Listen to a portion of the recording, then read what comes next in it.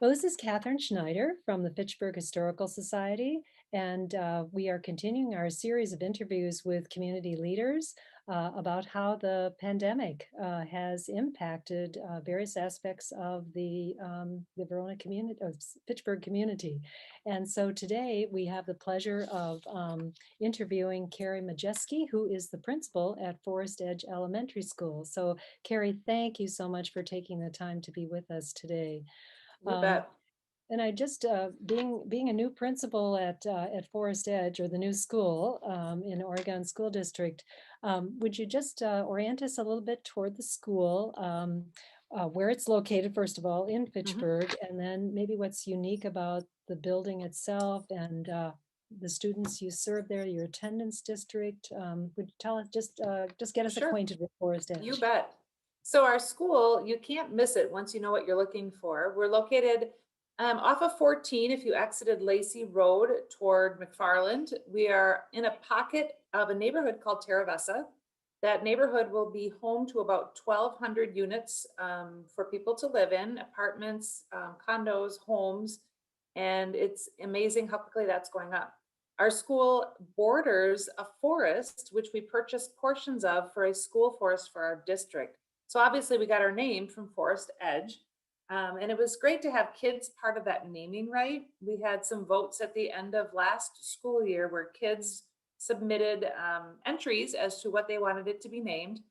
And we were down to Nine Springs School or Forest Edge. And so the votes came in to be Forest Edge. Makes good sense if you know our location. One of the neatest things about our school is we are the first net zero school in our state, which means we actually generate more power than we use. And so it's been fun to kind of see those, I guess I would say, for lack of a better term, gauges adjusting and showing our power usage, and to use technology and geothermal heating and all of the products that went into making this happen. So there are no gas lines to our school. We are running off of solar energy and battery power, essentially. So that is a unique characteristic. So our district, though, is really quite big. And I might have mentioned before that we are almost shaped like the state of Illinois. We're long and narrow in terms of districts. So we stretch up almost directly to the belt line and all the way down to Rock and Greene County lines. So the district itself is about 88 square miles. And that is a lot of kids and growing and growing and growing. So we knew that we had to build something in response to that growth. And by studies with Mark Roffer's firm out of Madison, we learned that our district has the most kids per household in any district in the county. So when we looked at where kids move in or where our population was exploding, it was kind of that intermediate age group. So we toyed with all sorts of configurations for schools, and we landed on a K-6. Knowing our intermediate school in the district was becoming quite overcrowded, we needed a place for fifth and sixth grade to be while we continued to study the growth. So we are the only site in our district that serves kindergarten through grade 6, with which I love because we have a lot of opportunities for our big kids to work with our little kids, and it's been spectacular. But eventually, 4, 5, 6 years out, we will likely go to build a new middle school. At that point, sixth grade will go away, and all of our existing elementary sites will be K-5 schools. So we're kind of in a holding pattern right now, which I'm thrilled about because it's fun to have all those age bands, but it will change again in the next decade, I would predict. So kids in our school generally are north of, I'm guessing, about Sain Road, come here. However, south of Sain and into Oregon, there's an area where families can still choose to come here or go to their assigned elementary. So we have some flexibility.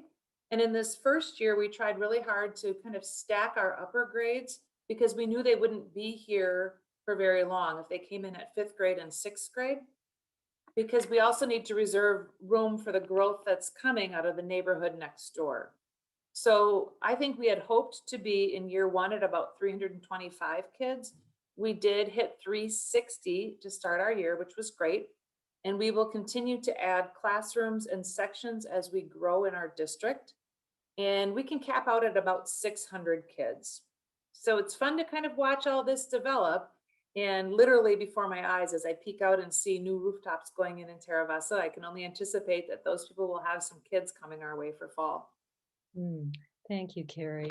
That really gives us an idea of the school and its uniqueness, its beautiful Mhm. location there. Yeah. And I hope people will take note of also your information about the way the environment is really part of Mhm. such an important part of the way the school is set up and caring for the environment. Yep, Um, for sure. so, um, do you want to touch on just very briefly why Oregon School District is located in Fitchburg? Yep, you cut out there a little bit, but I think you were asking about why we located in Fitchburg. Hmm. Hmm. We built in Fitchburg because that's where we knew the projected growth would happen. And so we wanted to put a school where the kids were going to be to capture that neighborhood kind of feeling. And we knew by geographically having two elementary schools in town and one on the southern port of our district at Brooklyn Elementary, we needed something on the north because that is exactly where all the kids were going to be coming from. So it just Hmm. made good common sense to build in this area. And lots of people don't know that Fitchburg is split a bit between Madison, Verona, and Oregon school districts. So these are our kids that we've always serviced in Oregon, and now we're able to service them closer to home. Wonderful. And then just going into the pandemic for this Mhm. year that we've had, um, we started to realize, I think, the seriousness of that maybe in about March of 2020.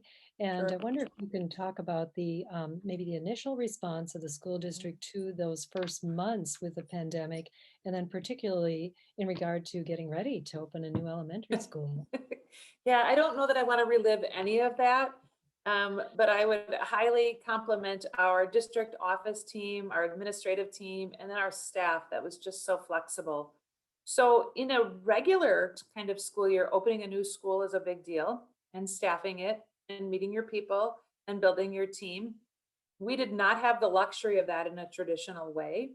So I jokingly have said to a few people, I was worried I hired people I might not even recognize when they come in because we were doing this all in this format. So we did a lot of team building electronically. We did some contests and some gatherings just so we could get to know each other. Most of our staff came from one of four existing sites in our district. However, we also hired new staff from outside the district. So it became this interesting mix of leaders, learners, educators coming together who we didn't even really know each other. So being really creative about that. But I think we were bound together by that commitment for we're going to get through this. We're going to program for kids. We're going to love kids in new ways. We're going to figure this out. When we first closed last March, I was still at Brooklyn Elementary. And I remember just being flabbergasted that this would even last more than 2 weeks. And yet here we are, over a year later.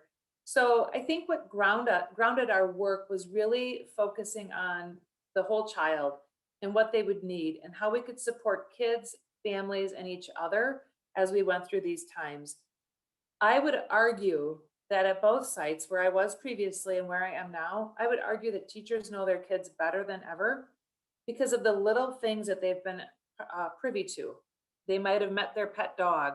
They've met the parents and had more interactions. They even know what they've had for breakfast because of the things happening on the screen. I think teachers got a better sense of who the kids were. And there's been a strong focus on just really being flexible and adaptive. And now at this point of year is when I'm checking out with teachers and doing their end of the year summaries and evaluations. And almost everyone, we've kind of chuckled about everything we've been through, and we're stronger because of it. All the instructional changes, how we service kids, all the learning with technology. It just blows my mind that anything going forward almost seems easier because we've been on this, I guess, a hamster wheel, just kept running and keeping up with what needed to be done to make the best program for our kids. Hmm.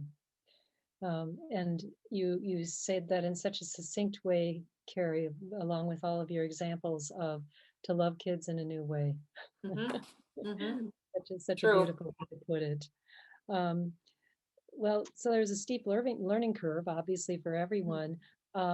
Would you care to comment from your perspective and describe, maybe the stressors that were felt on the part of, the students, the teachers, the parents, and the Mhm. administrators, what as they were adjusting to this new life with COVID? I think the unknowns are what maybe haunted us the most because you didn't ever know when a new change was coming forward. We started the year virtually, then we eased in our K2 students for half days. And then in January, we added our 3, 4, 5, 6 in for half days. And then in April, I want to say April 19th, we had everybody back for full days, 4 days a week. I think we saw a real distinct panic before each transition because every time we made a change, there were just a bajillion new things to figure out. What bathrooms to use, how to do lunch was a big one. How do we do recess? Do we do recess? How do we do classes where kids typically would travel to, like art, FIED, music? How would we do band or vocal music, where part of that is putting off things from your mouth? And how do we keep our programming as pure and as authentic as we could, given the parameters we had? And when we came to this last big push in April of the 4 days a week, that probably had the most changes. But everybody, I just kept reminding them, we've already been through so much more. This should be the easiest transition to return to because it's what we know. And Mm. so when you look through it to the lens of kids, kids have been absolutely unbelievably resilient. I've commented to many people who have asked, "Oh, how's the new school?" That I don't know what kind of pixie dust was sprinkled up here, but these kids are the nicest, sweetest, adorable, kind kids. And I almost wonder if they were craving that social interaction after being in their homes for so long. Like it was exciting to see new friends and old faces. And oh, they didn't know their teacher from the other school was now working here. That I think they had a comfort level because they were returning to adults maybe they knew from other places. I don't know. The kids have been great. Teachers have found amazing ways to connect with families and kids in the virtual world and in the real physical classroom. Parents have had to adapt to all of our changing structures. I myself am thankful my kids are old enough to be home alone. I can't imagine all the things families of little kids had to do to find care and support and work, but they've done it. They've been amazing. All while everyone was keeping safety at their forefront and ensuring that we had the best programming possible given our circumstances. And I think we've done it. I think everybody's done their part, that we're sliding into the summer with a pretty good looking year despite all the changes. Mm, great. That's just so good to hear, Kerri, because I'm sure that has not been an easy year. No. So, so, so much to adapt to in so many different ways. Um, so the first year is complete now, almost done. This is Mhm. May of 2021. Um, what challenges do you think you've met that have given you maybe the most satisfaction from this past year? Sure. I guess the biggest one that comes to mind is I have known for, gosh, 4 years that I would be coming here. And visually, it was amazing to see the building when it came together. After having sat on committees about carpet, furniture, placement, designs, like a whole education on how this came to be, and several years prior to it actually being built. I have pictures of the land when we were out looking for trees in March of 2019 that would be harvested for the building, but then used within the building for benches and some cabinetry. And so I think about that, and then all of a sudden, here we are with this fantastic building. So that's the first thing. But I think the biggest sense of accomplishment was one of those first days that we had full days back, all of our kids on site. that were in person at that time. And I snapped a picture of kids playing in one of our courtyards. And I looked around and there were fingerprints on windows and there were a few smushed goldfish crackers in the cafeteria floor. And there was a kid that was doing a painting project in my office. And I looked around and I thought, this is how it's supposed to be. We had gone through such a weird year of everything feeling different, that having everyone back and the spaces being used like they were intended was such a powerful moment. And so I snapped just a few pictures thinking, I got to capture this because this is real now. And it seemed real. And so thinking about that, parents and families, community members, and such have not had that opportunity to have a grand opening. We had put that on pause. So we are looking to do that kind of event this summer, a maybe year late ribbon cutting, but also, returning to some of our practices that we had to abandon. Like I mentioned, band, orchestra, concerts, plays, art shows, science fairs. I'm so excited for those things to come back because that's the spirit and the energy of the school when you have those types of events. Yeah, we've done some and we've done them differently in the past, but I'm excited for the building to come to life in full force. Mm, beautifully said. And then looking at yourself as an educator, in what ways do you think student learning, as well as the students themselves, have been affected by the pandemic? Good question.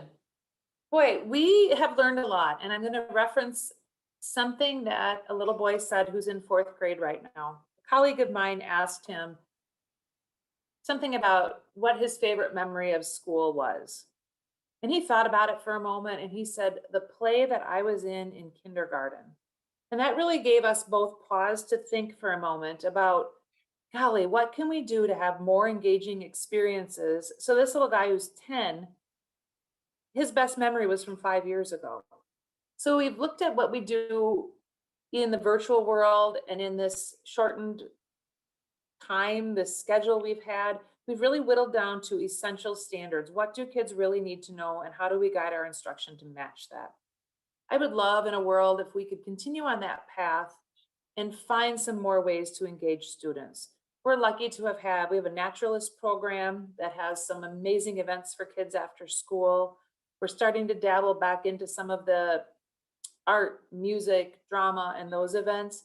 But I think we can really take a moment to look at how can we really program our learning so that we're expanding opportunities for kids.